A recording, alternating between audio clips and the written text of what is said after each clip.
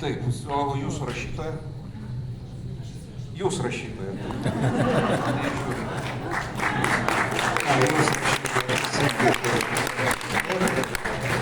Malonu susipažinti. Taip, kaip gyvenat?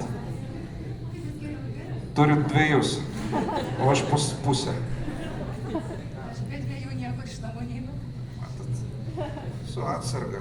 Gerai, tai prašau, jūsų laikas, pristatykite knygą Baltieji prieš juodus, skamba intriguojančiai, kodėl ne juodieji prieš baltus? O juodieji prieš baltuosius tai yra baltieji prieš juoduosius, kaip sakė viena platinimo agentūra, baltieji prieš juodukus. Bet čia ne ta prasme. Baltieji tai yra...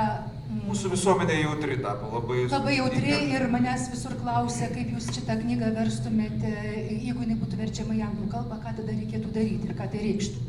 Atsirastų tokių konotacijų nepageidautinų, bet pasirodo, viskas yra išsprendžiama. Čia atimsiu minutę iš jūsų, papasakosiu trumpą istoriją, negaliu susilaikyti kartą. Čia ilga priešistorė, bet pas mane į namus į Viršuliškes pas tėvą atėjo Žalgirio krepšininkai, laimėjo Eurolygą. Nu, jie tamsaus gimė žmonės, o mano tėvas augino šunį vardu Juodis ir jisai demonstravo jiems savo anglų kalbos žinias. Tai aš tėvui sakau, čia nepolitkorektiška taip yra. Sakiau, ką? Bleki. Gerai, kad tie krepšininkai, jie supranta humorą ir nesureagavo baisiai, bet štai nekalta situacija visiškai. Tėvas daugiau anglų kalbos nelabai ir mokėjo. Tai gerai, aš atsiprašau. Labai čia tas toksai, taip sakant, digresija tokia visai smagi, bet mano su juodaisiais, tais juodukais nėra nieko bendro. Baltieji prieš juoduosius tai yra ir šachmatų partija, ir tai yra atmintis prieš užmarštį. Tas juodieji reikštų užmarštį, baltieji tie žmonės, kuriuos reikia atsiminti. Tai yra ta tarpusavio kova. Ir ta šachmatų partija, jinai tokia nematoma, vyksta visą laiką, per visą knygą. Na, sakoma, kad mano proza yra vizuali, kad ją skaitant, tu matai, kaip skaitai tekstus ir tu matai kaip kino filmą. Galbūt todėl, kad aš rašydama stengiuosi ne tik pati matyti vaizdą, tas man yra labai svarbu, bet rašyti taip, kad tą vaizdą matytų ir mano skaitytojai. Raminta, kuri kažkur prapuolė, nežinau kur, jinai man sakė, tik nepradėk pasakoti siužeto, nes tada tai jau bus amen. Tai aš siužeto ir nepasakosiu, aš tiesiog tik tai įvertinu. Kodėl? Todėl, kad tai užtruks labai ilgai. Jūs iš tų, kur pasakojat į detalės nukrypdama? Aš galiu nukrypti į detalės ir galiu papasakoti labai daug, nes ta knyga yra tik tai 202 puslapiai, bet jinai yra, visi sako, labai tokia talpi knyga, daug papasakojančia, čia yra keli klodai toj knygoje. Tai, žodžiu, situacija tokia. Londone dirbanti moteris sunkius darbus, tai yra dyžinti tikrąją to žodžio prasme, tai vadinami tie dišvošeriai, kurie išvažiuoja užsidirbti pinigų. Jinai dirba kambarine viešbutyje, sunkų darbą. Ir jinai staiga gauna žinutę, kad jų šeima, giminė gauna palikimą. Iš žmogaus, kuris yra visiškai tai giminiai nepažįstamas, pasirodo jis yra tolimas giminaitis, senukas, gyvenantis Liuksemburge. Galbūt kažkas giminė ir pažįsta jį, bet jokių tokių žinių nėra. Tas žmogus gyveno vienišas, paskui paaiškėjo, kad jisai norėjo tą savo palikimą užrašyti bažnyčiai, bet laimiai nespėjo. Na ir dabar ką šitai giminiai daryti? Jai reikia įrodyti giminystės ryšius. Ir tie ryšiai turi būti įrodyti taip, kad kaip knygoje sakoma, jeigu kažkas 19 amžiui ar 20 amžiaus pradžioj machorką įkvėpė, tai tu dabar tą machorką į tą dūmą iš savo plaučių išpūsi. Jei kažkas prieš 100 metų raktą į spyną įkišo, dabar tu tą raktą turėsi pasukti. Nu, žodžiu, turi būti sutaptis. Reikia įrodyti, kad tu esi to žmogaus, kurio visiškai nepažįsti, giminė.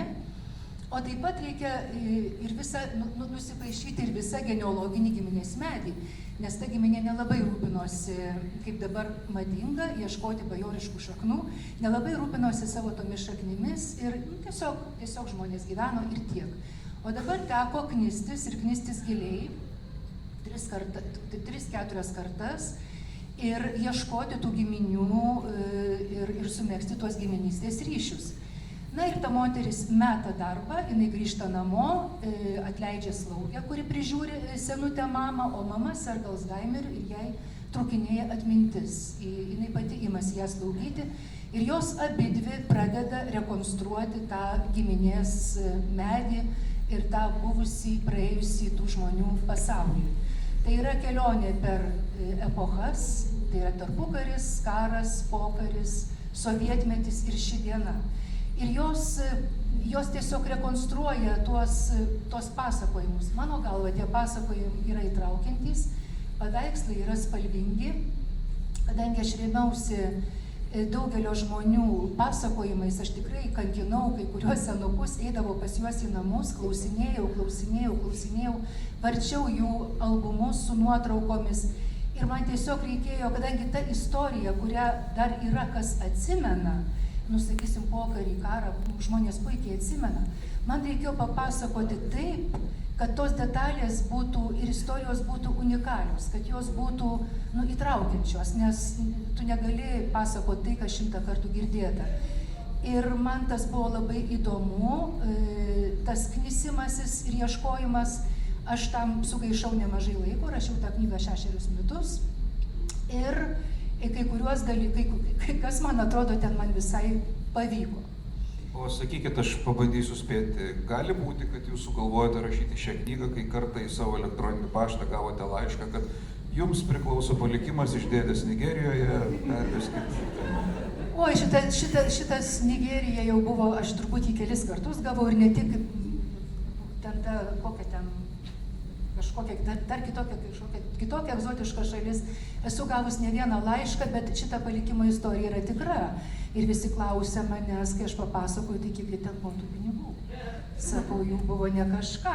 Ir aš jau juos be to visus seniai išleidau ir pamiršau. Tai žodžiu, šita palikimo istorija nėra pati... Aš čia taip jautriai sujautrinu. Išleidau ir pamiršau. Jeigu būgė šiandien skausminga, ne? O, gerai būtų, kad dar būčiau kai ko neišleidusi, nes dar noriu nusipirkti kokių knygų.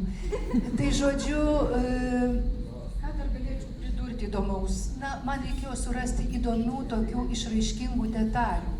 Kadangi sakoma, kad esu detalės meisterė, tai aš norėjau surasti tokių įdomių dalykų. Sakykim, pokarinis Vilnius, kai žmonės mirdavo iš bado, iš tikrųjų durdavo sunkiai galą su galu.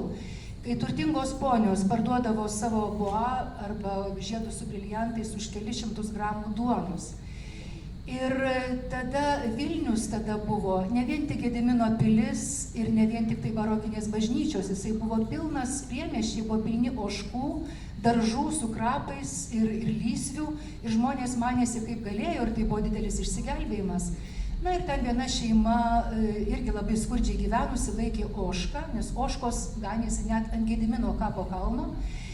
Ir ta moteris gavusi mėnesio algą parėjo į namus, pirmiausia užėjo pas ožką į sandėliuką ir pasidėjo savo tašę, ir kol jinai buvo pravira, ir kol jinai tą pešė tai ožkai šieną, ožka surupšnojo visą mėnesio atlyginimą. Tai yra didelis gniutulas tarybinių rublių, 53 metai, su Lenino galva. Pone Danute, jūs jau toli nuėjot, žinokit, mums laikas spaudžia. Jau viskas. Aš norėjau tik pasakyti, kad ožka papjovė ir iš skrandžio pinigus išėmė. Nieko nesugraužė? Ir juos išdžiovino. Eina savo. Kaip jūs čia giliai praėjate. Ačiū labai. Ačiū. Pati prieš juoduosius ir galbūt irgi turėsite pristatymą kažkur, ar jau turėjote knygų